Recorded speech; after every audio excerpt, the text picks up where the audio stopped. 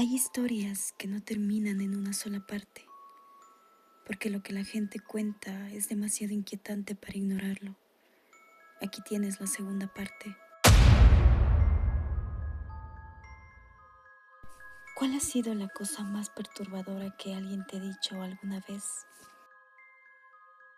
Después de contarle a mi prima que mi novio me había hecho daño en un ataque de ira por consumo de sustancias, me dijo que todas las relaciones tienen ese tipo de situaciones. Me sentí muy mal por ella en ese momento porque no debería ser así, pero era lo único que conocía, ya que su padre había tratado mal a su madre toda su vida. Volví con mi novio que tenía problemas con esas sustancias. Volvió a lastimarme y lo dejé para siempre. Esto fue hace 20 años. Casi ya no veo a mi prima. Somos amigas en Facebook y publica muchos memes sobre algún día verán tu valor y estoy bien sola, mientras critica públicamente a su novio. Solo espero que algún día realmente se lo crea. Conozco una mujer que fue víctima de cosas inimaginables por parte de su madre y su padrastro desde los 18 meses de edad. Lo que me ha contado es espantoso e inimaginable. Cuando era pequeña, mi abuela tenía una manía con los espejos y los cubría. Tendría unos 11 años y después de ducharme me miré en el espejo cuando me dijo que no lo hiciera por mucho tiempo, porque decía que algo demoníaco aparecería. Crecí en el sur de Luisiana en los años 80. Cuando tenía unos 6 años, estaba jugando en una zona boscosa de nuestro barrio y me caí en un pozo de lodo espeso y pegajoso. Me envolvió y cada vez que me movía parecía que se hundía más. Yo era un buen nadador y mi instinto me decía que intentara salir nadando, porque mis pies no tocaban el fondo.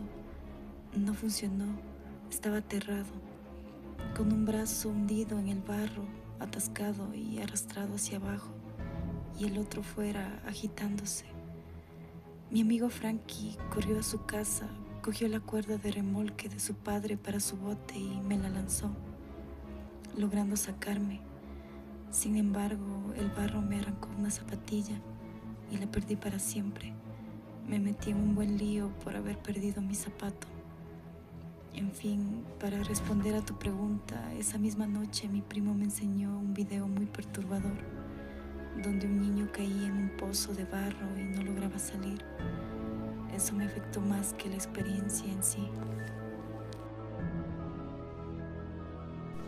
Le estaba contando a mi ex cómo funcionaría una voz interior para alguien que nunca ha escuchado un idioma y se asustó muchísimo pensando que algo no estaba bien.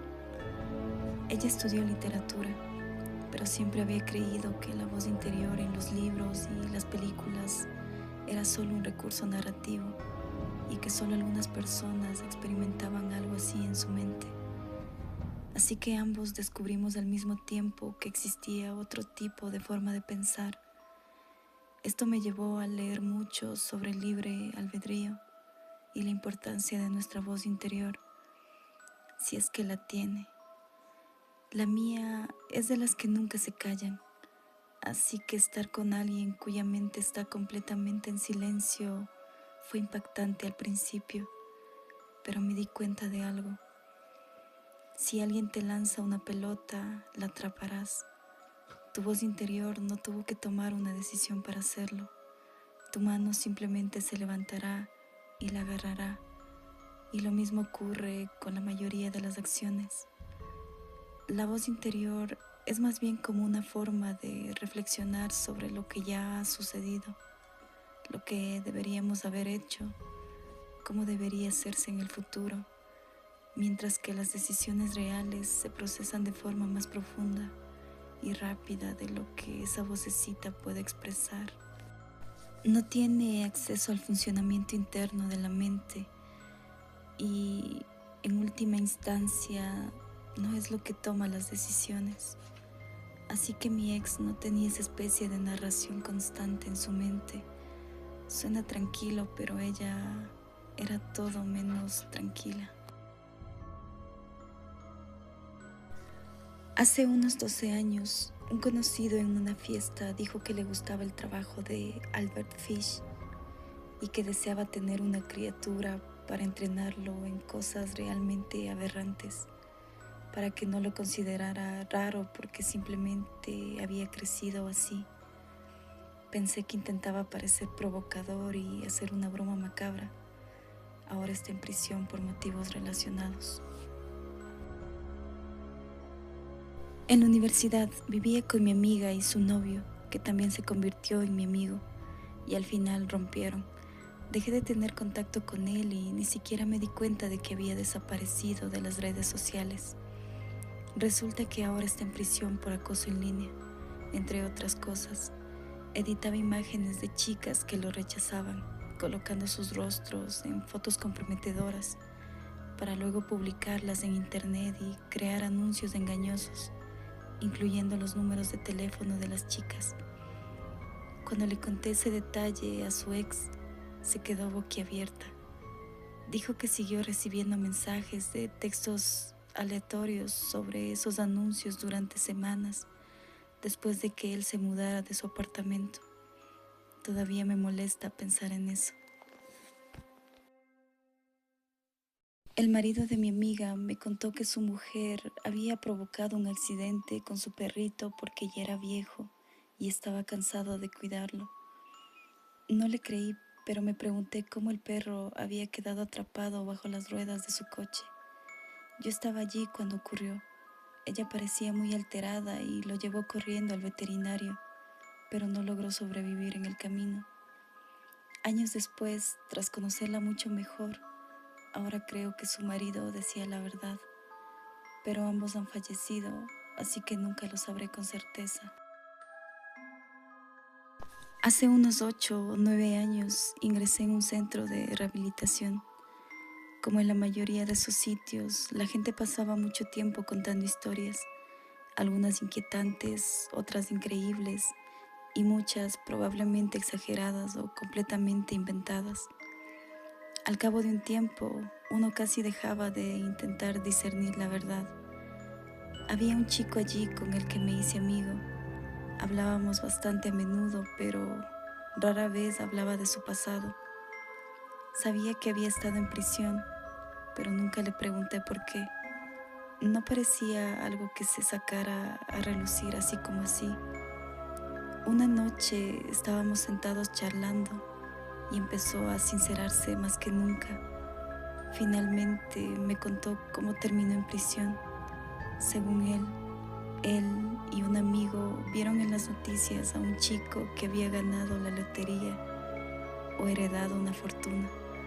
Decidieron robarle. Dijo que el chico se resistió y durante el forcejeo la situación se volvió extremadamente violenta. También mencionó que, al parecer, el chico tenía algún tipo de discapacidad. Después de escuchar eso, recuerdo que me costó mucho volver a mirarlo de la misma manera.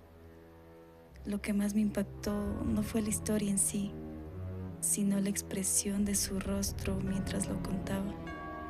Jamás lo olvidaré. Justo después de terminar la universidad, un compañero me invitó a salir. Rechacé amablemente la invitación. Me dijo algo extremadamente perturbador, insinuando que quería hacerme daño de una forma muy violenta. Esto sucedió por teléfono, así que lo grabé. Intenté presentar una denuncia ante la policía, pero no me tomaron en serio. Unos años después, alguien me contó que su esposa había perdido la vida durante un robo.